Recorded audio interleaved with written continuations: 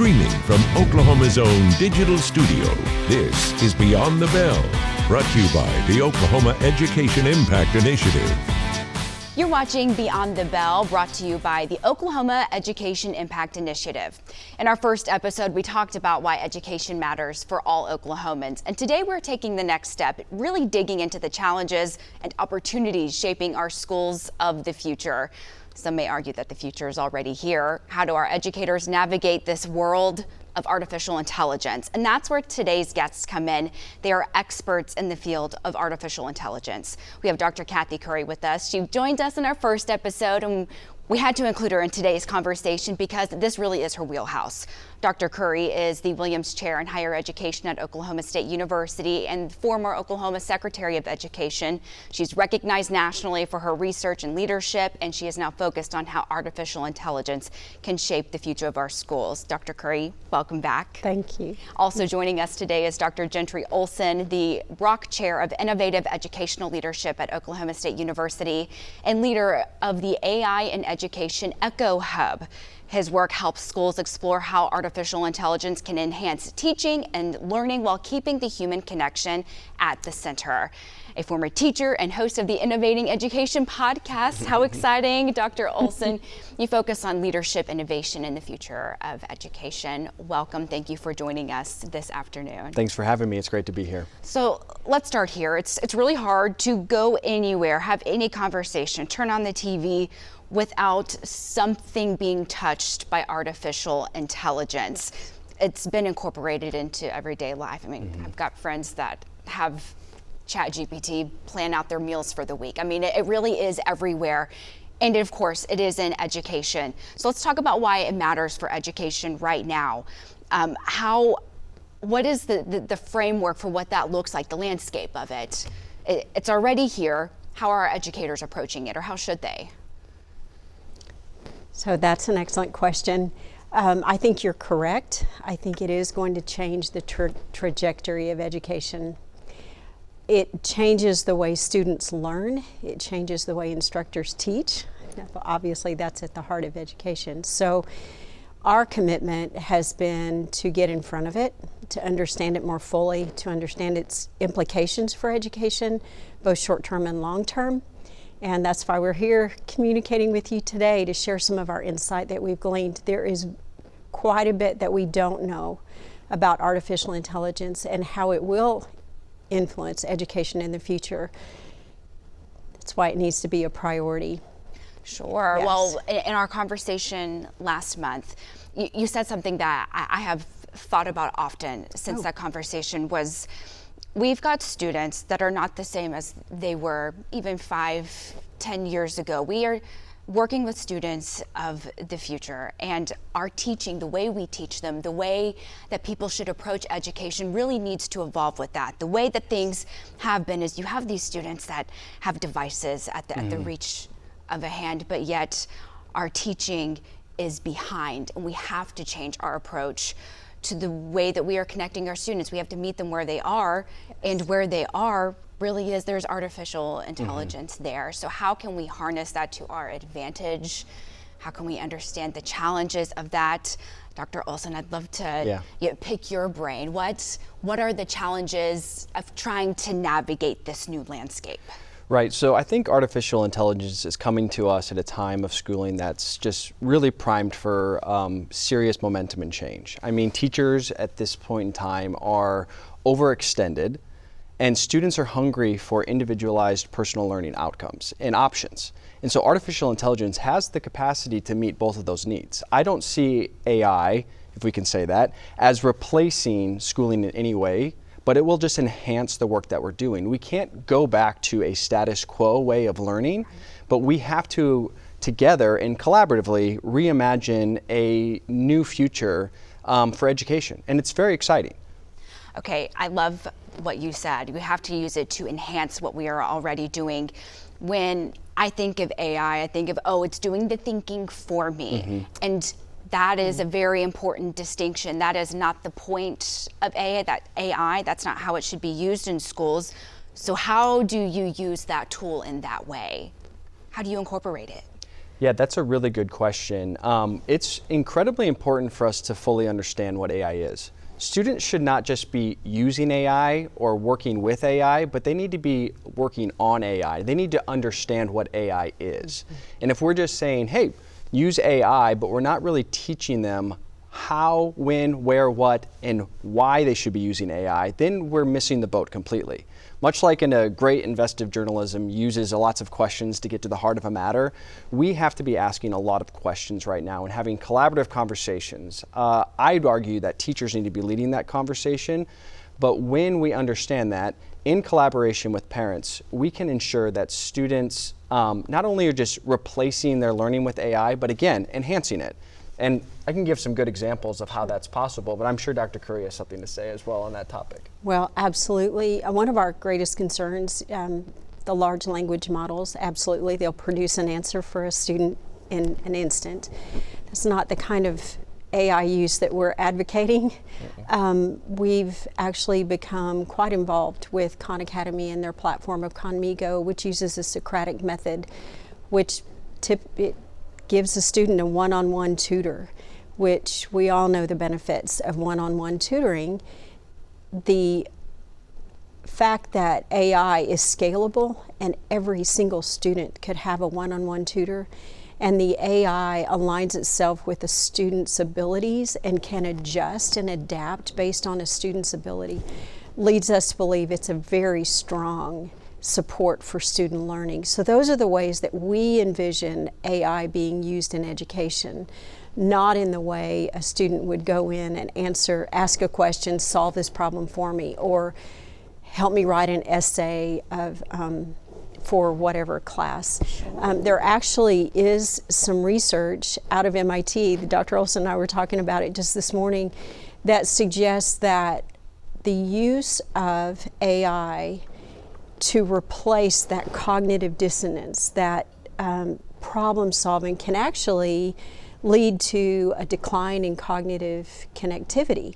And so those are the kinds of questions we have to ask, is how are we using AI in a way that supports learning, enhances learning rather than replaces learning? Because we don't know the long-term consequences of replacing learning with AI. So we do have some strong ideas and some strong opinions about that, and we feel like educators need to get in front of it. Sure. Well, I imagine when thinking of the challenges when it comes to AI on the nose, it is that. How do you utilize it in a way where it doesn't, you want it to encourage critical thinking. That's the whole component for education, is you want to be able to ask these tough questions and try to get there, and you don't want a computer doing it for you. What are some of the other challenges that y'all are seeing in the way we incorporate AI?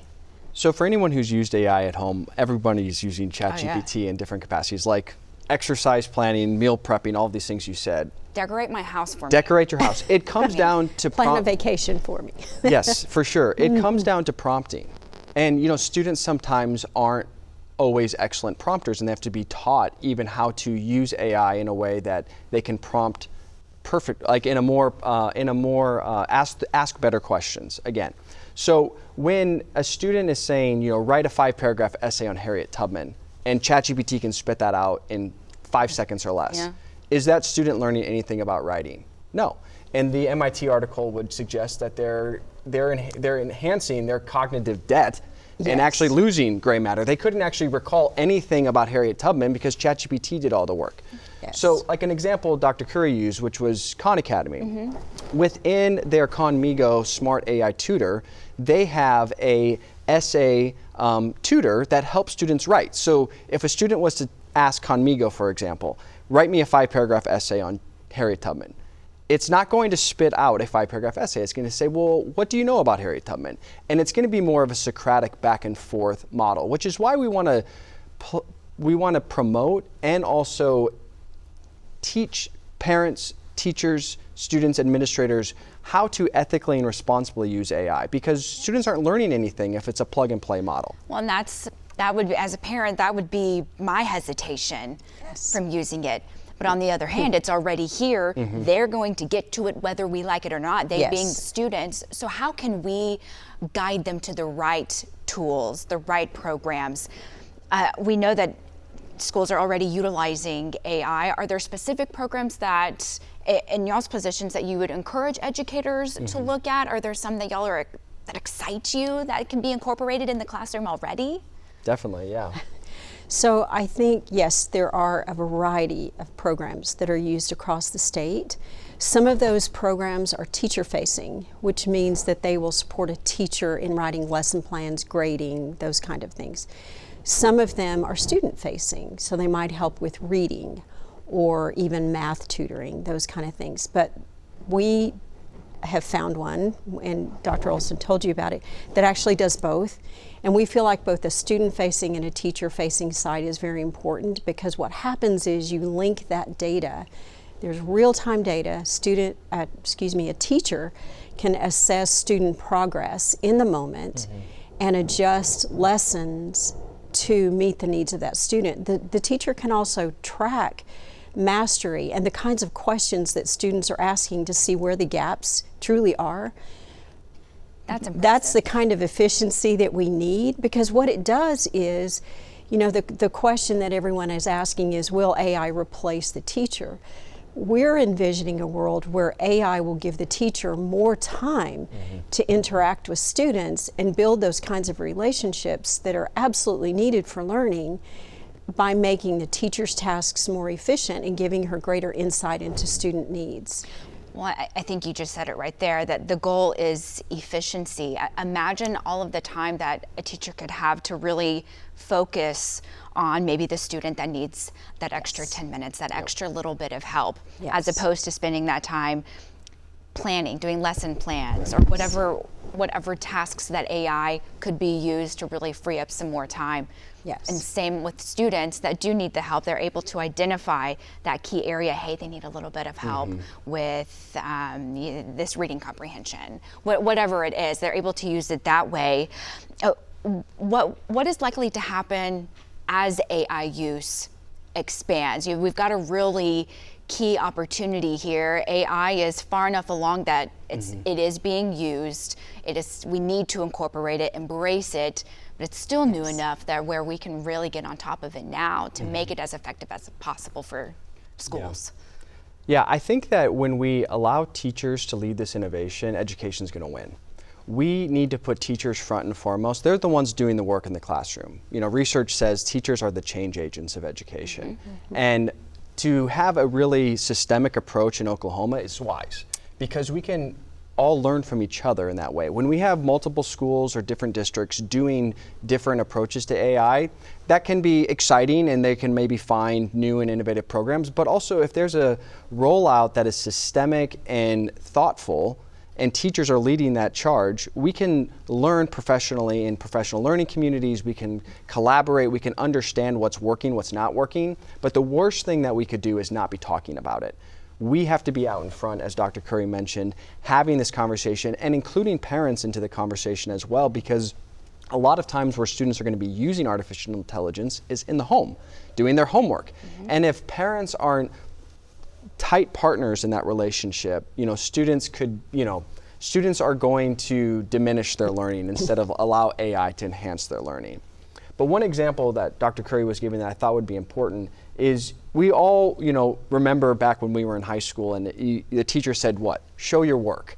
If you had a math test and you just put the answer down, you didn't get credit for the problem. And this is much like the issue that we have with artificial intelligence, is we have to find ways for students to still show their work. And teachers have to teach in a way that gives opportunities for students to show their work. Much like in the Khanmigo essay generator, the essay portion of the tutor, students have to start drafting components of their 5-paragraph essay. Khanmigo might say, well, let's start with the hook. What would be an exciting hook? What is a hook? And they'll go back and forth until they've gotten through a hook and a thesis statement and started working on building evidence around there. And so a teacher can look back into a platform and see all the stepwise approach that a student has taken to writing this essay versus like a ChatGPT approach where it's just a perfectly formulated essay at the end of all things. Here you go. Yeah. It is done. I did all of that. Yes. I promise. We have to understand And that's not what this is. how the sausage is being made as well. Yes. Right. So the student could actually have a conversation with Harriet Tubman, which is quite fascinating. And the idea of student engagement, we are very hopeful that AI will enhance student engagement as it draws students in to those examples, conversations with historical figures, or being able to walk through a problem, a math problem that they don't quite understand. It would be very beneficial for, let's think of a student that is more shy and reserved, that doesn't want to ask questions. That student would have an AI tutor right there and could ask any question that he or she wanted to ask without those social challenges that are sometimes students. The other idea that comes to mind is the idea of English language learners, because many of the platforms can be translated into a student's native language. While the student is learning English, they can also learn content. So it really does bridge some of the gaps that we're seeing in education. So tremendous potential. But I do want to go back to something that Jentre just said, and that is the systemic approach to AI implementation in the state. I am fully convinced the time is now to step up and look statewide at the issue of AI in education, including the voices of teachers, administrators, even professors who could do some of the evaluative work. We've got important questions to answer. We have policies that need to be established, guidelines, guardrails. What kind of professional development is needed for teachers? How can we make that professional development more efficient at the state level? What kinds of student AI literacy standards are needed? What kind of teacher prep program standards are needed to prepare teachers for this AI world? So we have a tremendous responsibility to get out in front of it. And I think Oklahoma could actually be a leader if we do it now, if we step out now. The time is now, and timing is everything. We have a new administration in place. Mr. Lindell Fields, his team is in place. They've got this turnaround team, and one of their goals, one of their priorities is artificial intelligence. So there is hope that maybe we are working to make that framework.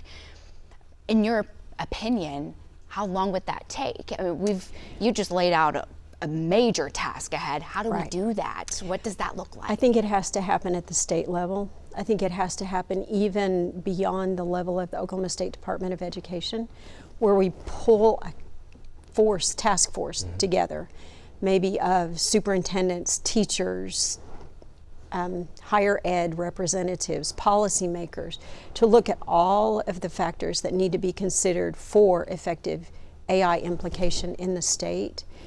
I think that would be the best way to handle that systemically. Yep. And one voice we can't ignore in all of that is students. And students. Students sometimes have all the answers. We don't always ask them. Well, They're the ones using the technology, and they're the ones who are going to be entering the workforce where AI is going to be dominating all the workflows. You know, much like when we went to school and a calculator was a standard thing you brought to math class, or a search engine. You know, I went to school at a time where I didn't go to a library and use a library card. I went to a computer lab and I Googled or used a search engine to research a topic. Sure. Artificial intelligence is going to be part of the standard workflows of most of our students' lives coming out of school. So we have to also be strategic in teaching them, which is part of what the systemic approach in an AI task force would do, is what is it that we need to be teaching students about ethical and responsible AI use in the classroom now?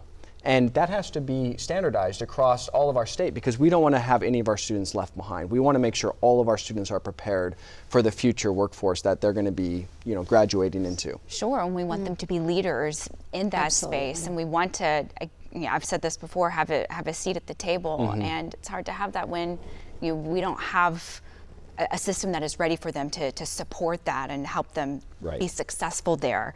So Tatum, one of the things I did this summer was I attended an AI conference in Shenzhen, China, which was at the University of Hong Kong. And one of the aha moments for me was realizing how fully they have integrated AI into their educational systems. And I was even made aware of the fact that their higher ed instructors are mandated to use AI in their classes. So while we're wondering if we will use it or how we will use it, they are charging full steam ahead, and so we need to get on it. We need to ask these important questions now because it's not going away. It will change education. Well, it's here, and if we don't act now, you could argue we're already behind. So how do we not just catch up, but can we be competitive in that space?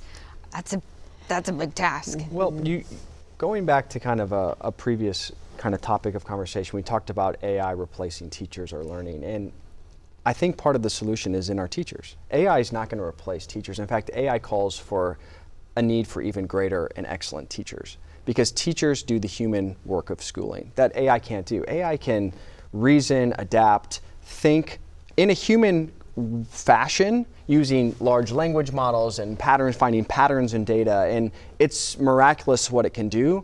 But when we all go back to what maybe we take from our elementary or high school schooling, it's those heroes. Teachers are still going to be the human element that champion, encourage, empathize, motivate students in a way that an AI can't. But the human touch of schooling is going to be ever more important, and we need excellent, great teachers who will not be afraid to use the new and innovative technologies of AI, but use them to make their excellent craft even better.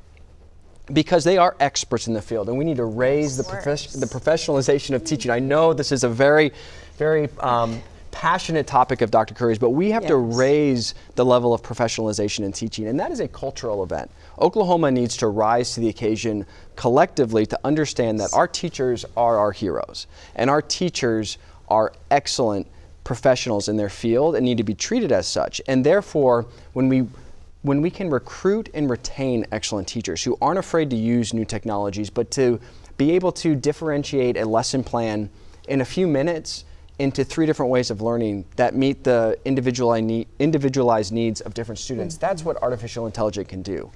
Well, and the support to foster that kind of work as well. Well, to bring this all full circle, Dr. Olsen, you posed a great question, and I'm reading it verbatim. If we get this right, what do you think the future of education could look like? We have a fantastic opportunity here to really grab onto something special. Yeah. If we do it right, what could it look like? If we do this right, we create a dynamic ecosystem of education in Oklahoma that's nothing like we've seen before. Yes. We attract high quality, excellent teachers who harness the power of AI to individualize instruction, to meet students at their individual needs.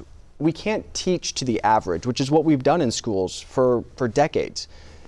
Artificial intelligence explodes the possibilities of every student coming into a classroom and being able to learn at an individualized, personal way with topics that are aligned to things that pique their own interest. How exciting is that? That's unfathomable even 3 years ago. The other thing it does is it saves so much time for our educators. We can get teachers away from the mundane tasks that don't harness their true potential. Again, that human element of teaching needs to rise to the fore, and we need to be able to inspire and empower teachers to make those connections with students, because teachers haven't even had the time to do that. Right. But when students can have that human connection with their teacher, while receiving excellent instruction, we're inspiring the next leaders of Oklahoma. We're inspiring people to enter the workforce and do things that were, beyond unimaginable just a few years ago. So again, I see it as a turning point for a dynamic, just fascinating horizon for education, and it's very exciting.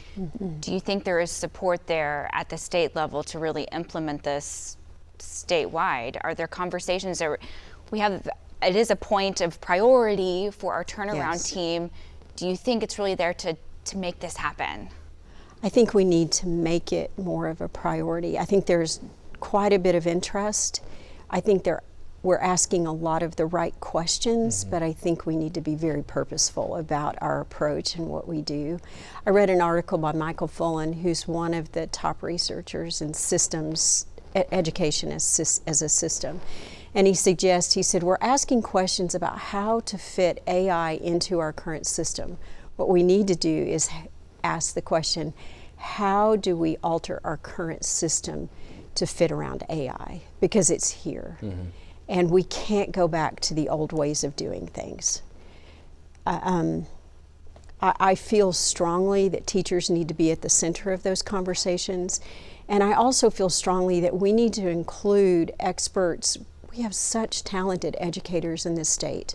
We need to tap into their expertise and pull in people from agencies, from career tech, from K-12, from higher ed, and we need to put our heads together to develop a plan that could really set Oklahoma apart. We're at that point. We need to do it now. Absolutely. Yep. If we get this right, we could be a national leader in how to unroll this into a state and a systemic, Yes. innovative approach. And we're excited about being part of that conversation and just invite more people to be talking about this. The most important thing we need to be doing is having conversations around AI. Parents, teachers, schools, community leaders, it really takes us all to rise the level of education in Oklahoma, which we all know needs to happen. It doesn't happen with just our teachers or our administrators in our schools. It really takes everybody. And this should be something that is a rallying cry around Oklahomans to find what that deep-seated Oklahoma passion is and say, we're proud of our state and we're proud of our education system because we have led in this way. Absolutely. Well, I think perfect opportunity for that. Any final thoughts as we wrap this up? I mean, it is a big topic. It's not going anywhere. Now is the time for us to really, I don't want to say jump in, but we really need to jump in and try to get ahead of the curve. We're actually behind. Right. As a nation, we're behind. As a state, we're behind. And so this is our opportunity. We need to make informed decisions, principled decisions. We need to ask questions that put guardrails around AI that protect our student. Data privacy is a huge issue. The amount of time that students spend in technology is another huge question we need to ask. What is best for their cognitive development, their social development? We need to be asking all of those questions, and we really feel like the time is now. We think we have a great opportunity to bring leaders in the state together to have these important conversations. Absolutely. I think what I would say is I want to highlight we do have some excellent work already happening in our state. We have districts who have jumped all into AI, and they are leading our state in ways. We have Enid Public Schools, Keys Public Schools, Holbert is just jumping in, Bixby, Broken Arrow. We have schools around Oklahoma City that are jumping in and reaching out and saying, we want more information. So kudos to those early adopters for going out there and trying this. We saw in Enid Public Schools where we started with just their math department, and it had such success with students that they've expanded it to all subjects and all grades. Incredible. These things, so there is, I think the last things I would want to say is I want to highlight the work that Oklahomans are doing, because there is excellent work that's happening. Let's learn from them. Let's rally together other schools to work together so that we're really making sure that we're rolling this out and not leaving anybody behind. We have to make sure that we have an equitable, distributive approach to rolling out AI for our rural districts, for our urban districts, for our suburban districts. And when we can highlight those who are doing excellent work, capture their knowledge and learning, have open conversations around how to be ethically responsible, and how to ensure that our students aren't over-relying on this technology, but using it in a way that enhances and not replaces their learning. I think if we do that, we're going to be in good place. We are. Absolutely. Well, thank you both so much for your insight, your expertise on the topic. It is fascinating, and we thank everybody at home for tuning in, and we can't wait to see you next month. Thanks for coming.